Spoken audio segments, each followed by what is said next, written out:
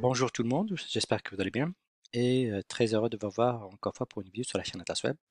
Dans cette vidéo, on va essayer de voir ensemble une suite de la précédente vidéo concernant le calcul d'un remboursement. Donc on a vu, je vais répéter rapidement, qu'on peut juste avec une fonction Excel, qu'on peut calculer le remboursement d'un emprunt. Donc en sachant se dire l'emprunt, le taux par exemple 2%, la durée 10 ans par exemple, et le nombre de remboursements par an, donc on va mettre 12. Donc ici, VPM, c'est la fonction. On a besoin de savoir, ça c'est le taux, donc c'est le taux, c'est 2, plutôt c'est ça, donc c'est 2%. Ça c'est annuel, mais nous on va avoir ça mensuel, donc mensuel c'est sur 12. Le deuxième paramètre, c'est le nombre de fois ou le nombre de remboursements. Donc ça, c'est le nombre, c'est 12 fois. La durée, c'est 10 ans. Et la fin, je vais ajouter l'emprunt. Donc ça va nous donner le montant de notre emprunt. Donc ici, pour un emprunt de 20 000 avec un taux de 2% pour 10 ans, une fois par mois, on doit rembourser 184,03. Des fois, on a besoin de créer un tableau qui va nous permettre d'avoir une vue globale de plusieurs données. Donc ici, par exemple, on va prendre l'auto, je vais garder le même emprunt. Par contre, je vais modifier le taux. Donc ici, je vais marquer 2%.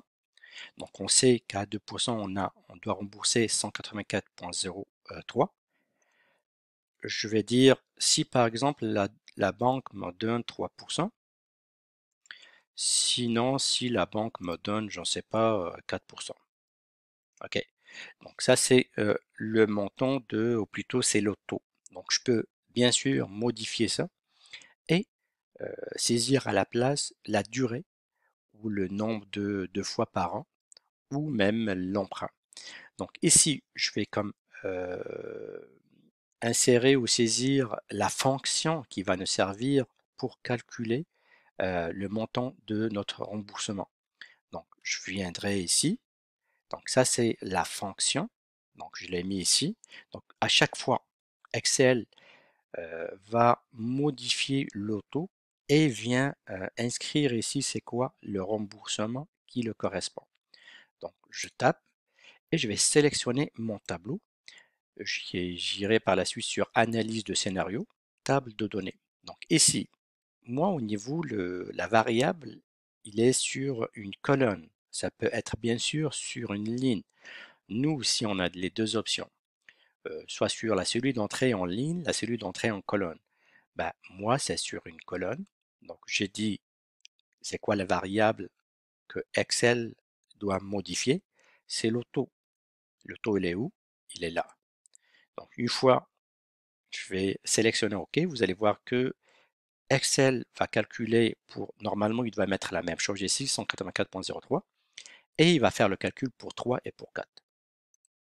Donc, le voilà. Je vais juste ici. Donc, le voilà. Vous voyez que pour le premier, donc nous, c'est 2%, c'est 184,03. Pour 3%, le remboursement, il est de 193 et 202. Donc là, si on prend un tableau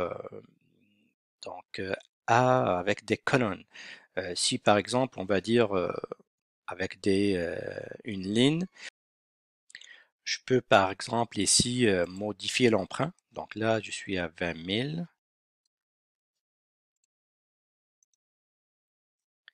Je peux prendre 30 000, 40 000.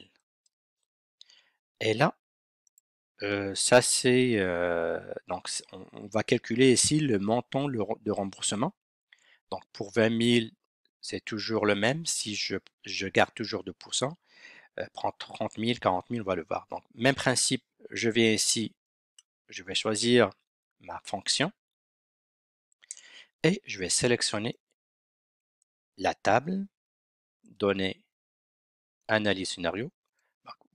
Donc, vous avez compris le principe. Là, j'irai non avec des colonnes, mais avec une ligne. Donc, la ligne, qu'est-ce que je veux moins modifier? Bah, c'est l'emprunt. C'est ça. Et par la suite, quand je vais cliquer sur OK, vous allez voir que normalement, ça doit être le même. Et par la suite, ça va changer pour les autres. Donc, vous voyez, donc c'est le principe pour euh, c'est le même principe pour la colonne, la ligne, c'est la même chose, c'est juste à savoir où mettre notre fonction. Donc si par exemple on veut avoir les deux, donc avec deux variables, avec deux variables par exemple, je vais marquer ici l'auto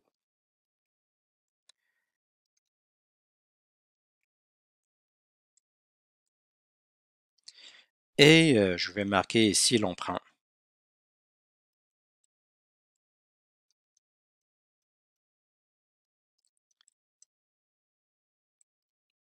Donc je vais me placer ici pour ajouter ma fonction. Je sélectionne le tableau et ici c'est le même principe. Donc là, qu'est-ce qu'on cherche, qu'est-ce qu'on a comme information, c'est quoi la valeur, c'est quoi la donnée ou la variable qu'on a au niveau colonne ou plutôt au niveau ligne. La ligne, on a l'emprunt. Donc la ligne, c'est l'emprunt.